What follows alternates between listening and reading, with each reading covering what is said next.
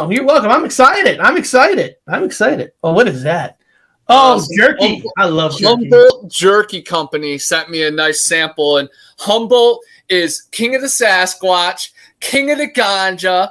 That's where Bobo's from. That's where Brown Dwarf's from. So the jerky tastes great.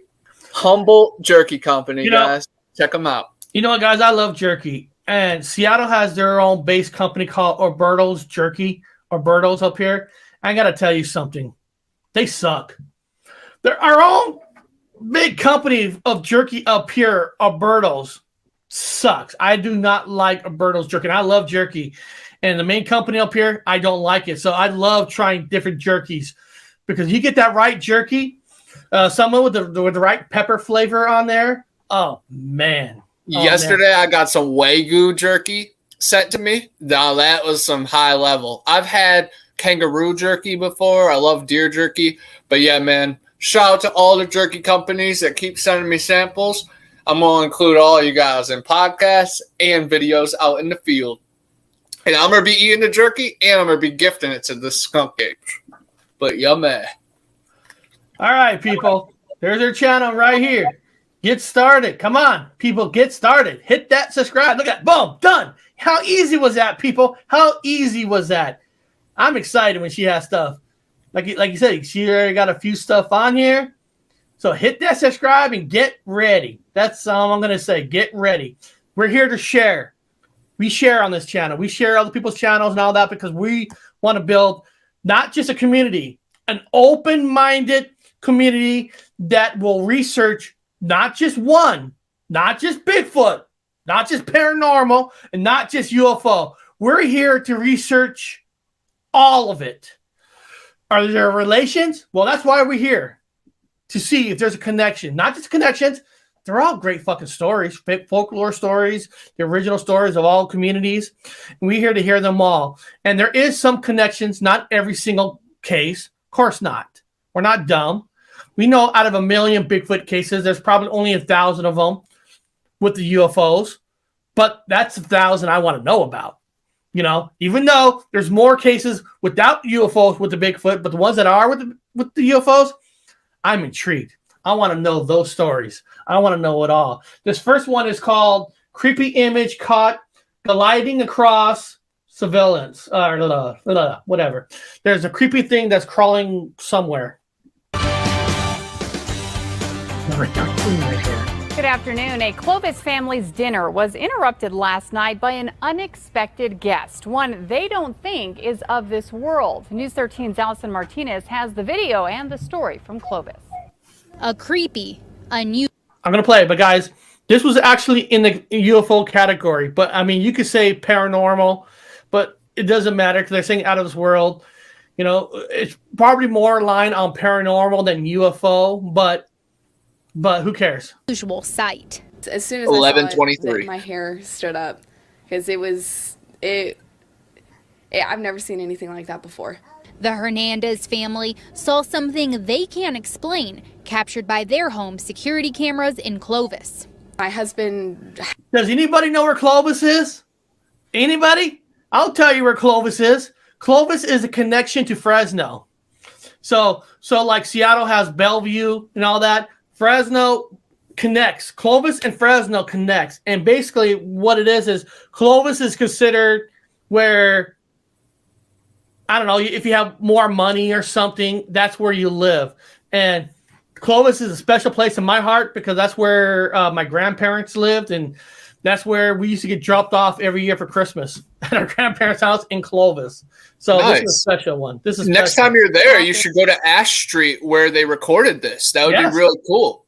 Yeah, well, next time I go there, I'm gonna check out where they claim the Fresno. What do you call that? The Nightcrawler. The Nightcrawler, and the thing is about Ash Street too, Connor. My grandparents lived 1 block away from Ash Street. Now, I'm not saying that section is behind their house, but they live 1 street over from Ash Street. I just got to figure out what's the cross street where they're at. Oh, yeah, you'll be able to tell right from that footage. But the fact that it connects to your grandparents. That's the same sky. We're all in the same sky. My husband did, and he's the one that was like, May 7th is when your channel premieres? No, boss. No. Premiere on May 8th. May 8th. That's my birthday. That's my birthday. That's my birthday. Like, I don't, was that a person? And then started, saying, no, that couldn't have been, and then panicked and ran over. This is what they saw during dinner last night. It looks like a person in an otherworldly form. Their explanation? It's a ghost. And this one is definitely brighter. You can see it 100%. Dude, that could be a Fresno Nightcrawler right there. Like the movement of like either arms or legs going with the body as it goes by. They say their house has some history. Boss. It's right Before there. moving in, Brianna spoke to a gentleman who was very familiar with the property. And he said that several years ago, I believe it was his uncle, had a house on this corner lot. And his uncle passed away. They claim the home stayed vacant before it was torn down to build the new duplexes. Brianna claims she was a firm believer before, but now things have changed. Reporting in Clovis, Allison Martinez, KRQE News I know exactly 13. where that is. That is near a place called Blackbeard's. It's like a little arcade, little gold cars. It's like the only places that, Fresno only has like a few places you could go to. So I know where that is. Next time I'm there, I will be going because I got family in Fresno. All my family lives here. Shit, my brother Dr. Wu's there right now in Fresno. And we should send his ass to Ash Street. Yeah. My husband was actually concerned about ghosts in the news. So that's pretty good. That's what I like about it. Now, I'm not saying that's probably more paranormal versus UFO, but I don't know. People say that the space, they do research as an orb. That's some beliefs, and who's us to say that's not happening? So that was cryptid to me. That was Fresno Nightcrawler. We're right by Fresno. Yep. It looked like a pair of pants walking. We connected the dots. We had the Fresno guy right here, Cryptid Connor. Come on, man, that was Fresno Nightcrawler. It could be. It could be exactly that. This next one's kind of interesting. It's called Mom Claims Son Captured His Guardian Angel on Camera. Very cool. So, if it is or not, I'm not here to say, but it's pretty interesting. To Facebook by a mother in Alvin. May look a little creepy to you, but she finds it comforting. The woman's 7-year-old son, Asher, took the photo. He captured the image out of an airplane window.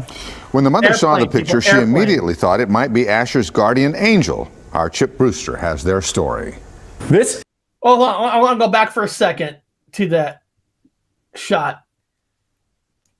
That's if that film is unfiltered, unchanged, where no CGI, nothing's done. It's interesting because we get a lot of pictures of clouds that looks like something. But if that's unfiltered, where they didn't change the texture of the color on it, it's kind of weird because it's not that it's a good face of a body, but the texture of the color, like light, dark, it's kind of spooky because the eyes is darker white versus the round part of it, and that's from a plane. That's not from the sky, so it's from a plane. So if it's unfiltered, unchanged, that's not bad. This is Asher. He just got back from a trip to Washington, D.C., lives here in Alvin, Texas, and you've become a semi-famous photographer. Nice. He is such a blessing. Yeah. It wasn't until Carrie Lyles gave birth to Asher 7 years ago that she learned he had Down syndrome. It's something the family has embraced since day one. We did name him Asher with the 2 capital A's because of the extra chromosome. Oh! We couldn't ask for an awesomer kid. Who takes some awesome pictures. One of his recent snapshots during a trip home from visiting his older brother has raised a few eyebrows. So we're taking off and there's a lot of turbulence. And he's sitting next to me, and he's like, of course, when he sees the phone, he wants it. He, starts taking pictures, and I'm like, cool, because that's kind of distracting him. So I'm going through, and I'm holding my thumb on there, and I'm like, check, check, check, check, check, check, check, delete, check, check, check, check, check, check, delete, check, check. Whoa, what is that? And as soon as I got internet service, I'm like, post that to my Facebook, and I'm like, y'all, look at this picture that Asher took. The heck is this? Comments poured in, each with a theory, but Carrie has her own belief. Asher has always had something. If it's his guardian angel, if it's someone watching him. I guess we'll never really know what exactly it is, but I do know for a fact it was out the window of the airplane. He took it, and it's an iPhone picture, and it's real. The Lyles family says it doesn't matter what you believe the photo is, as long as you believe in Asher. Good job, Asher. And Alvin, Chip Brewster, KPRC. That's if that's just, I'm just saying, if that is just a cloud, that's one shot out of a million to get that perfect texture. I mean, wow. I mean, that's everything is meant to be, everything is. And I think that kid definitely has a guardian angel or some kind of special powers that brought that energy to him. That definitely looked like the Prometheus type creature to me. So it was definitely extraterrestrial or maybe ancient alien. But man, what a heartwarming story at the very least. Just a very cool thing just to reach for the stars, and you don't really know what will happen. So yeah, take as many pictures as you can. And maybe, just maybe, like the other woman on the paranormal side, her abilities is through a camera.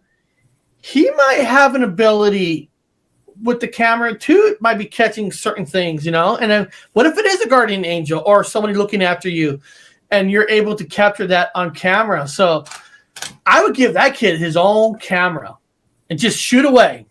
For sure. Shoot away. Just shoot. I mean, that stuff like that is awesome. I appreciate stuff like that. Well, guys, it's time for a little Mandela effect. And today we're talking Scooby-Doo. All right. This first one in the paranormal is Paranormal West Virginia Glen Harrison Island. So there's an island out near West Virginia. I didn't know there was an island in West Virginia. So I don't know. Let's call that a Mandela effect or something. I don't know. But let's check out this island in West Virginia. The latest Paranormal West Virginia story is about a haunted island and a wealthy socialites who lived there over the years. Shayla Klein joins us now from the 12 newsroom and has more on this spooky tale. Shayla. Blennerhassett Island was purchased by Harmon and Margaret Blennerhassett during the Revolutionary War period, and today the island is a state park, where some visitors say the family never quite settled into the afterlife. Margaret Blennerhassett is credited for being West Virginia's first poet. It's no surprise then that Margaret's ghost has been spotted all across the island with a book in hand. In one well-known instance, a group of campers illegally set up a tent and a campfire on the island. In the middle of the night, the group heard rustling, and when they went to investigate, they found Margaret's ghost reading some of the books the campers brought with them. I think that's very telling of the type of person she would have. The type of person. I got to pause it for a second. This was the first video I ever heard that a ghost is reading books. I have never heard that before, of ghosts reading books. But wow, I mean, what I'm curious is whoever's seen this ghost, I mean, was it actually like opening up the book and moving the pages to a page? I'm curious about that. I wanna interview the person who saw the ghost opening a book. That is awesome. I like to think of her as a very intellectual, strong-willed woman who is, living her best life. Why not? Living her best afterlife. Another frequent sighting takes place inside the mansion. According to tour guide staff, children are known to see the ghost of a little girl in what is known as the Walnut Room. Some speculate that the little girl could be baby Margaret, who was born on the island but did not survive infancy. However, staff say that the spirits on the island are more likely to be Native American spirits. Native Americans have lived on this island for 13,000 years, and there was a village right here. Could it be a spirit of a Native American person, or is it a European? I don't know if I believe in ghost stories or not, but there's been enough instances and enough descriptions that match the same story. It does make you think about it. Although the island is closed for the season, the Blennerhassett Museum of Regional History is open year-round and has many artifacts from the island. The island opens up again in May of next year. The Blennerhassett family has a captivating history of scandal and treason that you can read all about on our Paranormal West Virginia tab on our website. Live from the newsroom. Now, what I liked about the cop, now he said he's a little bit of a skeptic. I mean, he's saying, he didn't believe, but you hear enough stories of the same person they're describing makes you think. That's all you could ask for from a skeptic. I mean, a skeptic coming out saying that, that's kind of skeptics I respect. They're not like pushing away the idea that it doesn't exist, even though they might not believe fully, but they respect that the stories are almost all the same. And as a cop, when you're looking for evidence, you're looking for that evidence that matches the crime scene that you're at. So that's kind of skeptic I don't mind. Yeah, I thought it was brave of him to even be out there. I think he's just like a park ranger or security guard, so he probably doesn't have that high of a, standard Park held ranger, to him. But still very cool to see. And I think we should send Amber's Paraworld down there, maybe with BF Bud, since that's their corner of the area. I didn't know I didn't know West Virginia had a bunch of islands. I know of Wheeling Island, which is a really cool little spot in the Ohio Valley where they found tons of giant skeletons, and it's right about a bunch of Native American mounds. But yeah, I love how that guy had to say, 13,000 years worth of natives have been living there. And then a European has been there, 110 years. So it's very interesting. But man, what are spirits? What is energy? Yeah. How far does it go back? And that's why I like playing these clips. Connor just said he didn't know there was islands there either. I lived in Maryland for a while. I've been in West Virginia plenty of times. I never knew they have consider an island in the history there. But now I know if I'm in that area or somebody lives near there, hey, I got another place to check out. So that's what I love about it. And this next one is creepy haunted house in Pierce County.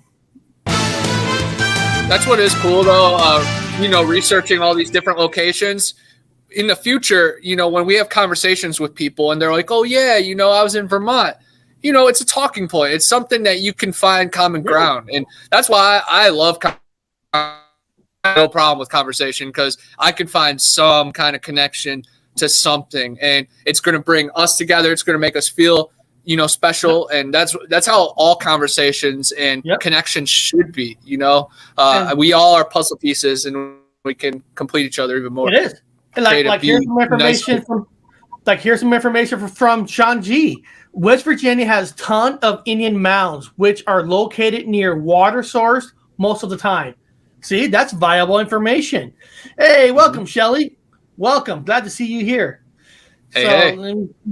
So let's check out this in Pierce County. Welcome back. Just in time for Halloween, we've got a bit of a spooky story for you. The former Puget Sound Hospital on Pacific Avenue, that's now used for office space Seattle by Pierce area County employees, Pierce has a bit of a haunted history. Reporter Megan Hutton takes us inside.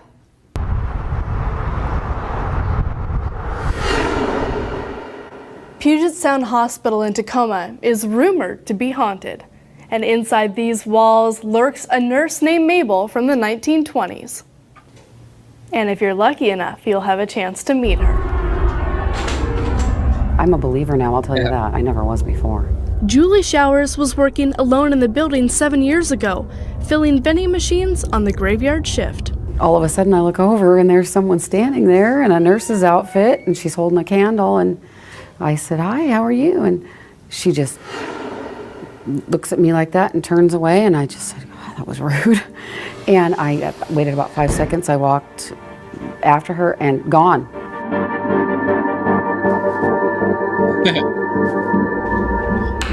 Down in the basement of the old 1950s hospital is the original morgue. Rumors about Mabel the Ghost grabbed the attention of Ross Allison. He's been a paranormal investigator for 20 years. Right when we got in this room, we definitely got a huge spike. and it was pretty steady for a bit, and then all of a sudden it just stopped. Many people have seen her wandering the hallways. She's been known to appear in the elevators, and most times when people do see her, they don't even realize that they've ran into a ghost. She seems to be a full, solid apparition, so it would actually look like a living person until you actually end your conversation or just turn away for a second, you look back, she's completely gone. Showers believes there is no mistaking what she saw after a coworker showed her some staff photographs from the 1920s. Well, she just stuck out like a sore thumb. I said, right there. And he just says, you saw Mabel. You start putting everything together. This couldn't have happened. Sightings of Mabel have been reported at all times of the day and night, and throughout both buildings on the property.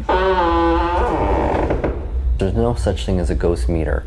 And so what we do is we basically try to read the environment and determine if there's any changes in the environment, any changes that can't be explained.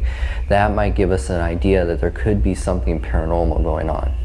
I've been down in the morgue by myself and, down in the basement alone with like one light on, very dim, and it's just, you would have to be here when it's dark.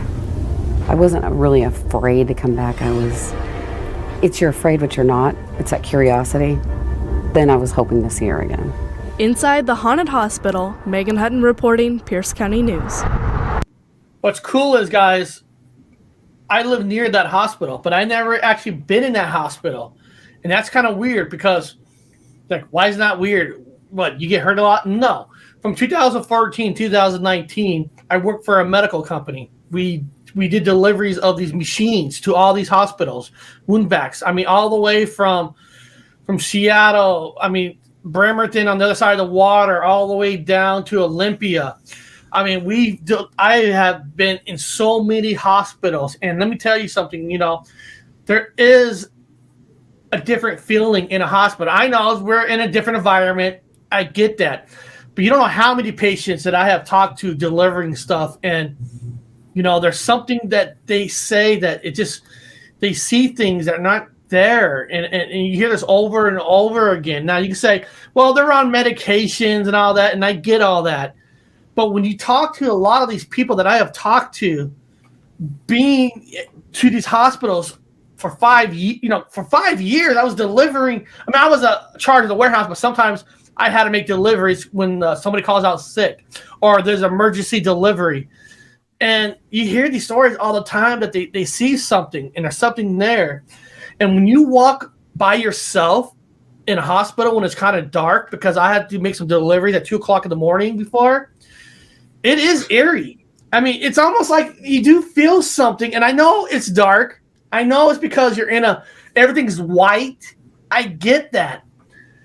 But if there's going to be ghosts, you would think an abandoned hospital, a full function hospital, the amount of people that pass away, there's going to be some kind of a experience going on there, and it's just a lot of times you are on drugs. The reason you're there, you're getting well, and you might not see everything around, but some people have, and you should listen to them because just think about the amount of people that have died there. And the amount of people that have been born there. It's just a high energy location. I think all hospitals definitely carry some kind of strange energy. And then you think, maybe the hospitals were put there for a reason to harness and harvest what was there before. Maybe it's all connected. It's definitely very interesting. Yeah, I have not been in a hospital that did not have a supernatural activity. I agree with you 100%, Sean G. It's just a lot of times in the daytime, hospitals are so busy, everybody's running around, you're not catching everything. But I would love, if I had a dream sheet, I would love to go to an abandoned hospital with Connor. And Connor and I won't even need equipment. We'll just go in and do the experience for ourselves. Yes. Now, maybe an EVP little recorder, at least something. But I would just love to be able to spend almost a full day inside of a hospital, and especially an abandoned one, because even if it's abandoned, people still have died there. You know, and what did I say? Churches used to heal people. At some hospitals that I've been to have churches inside those hospitals too. There is. There's some that actually have some. We got some religion type hospitals in Washington where they have a little chapel inside of a church. Not every one of them, but there are a few. And, you know, I'm not saying religion is responsible, but some of these do have religion chapels there and all that. So beyond that, guys, it's some UFO time. And one of the videos in UFOs is more for fun than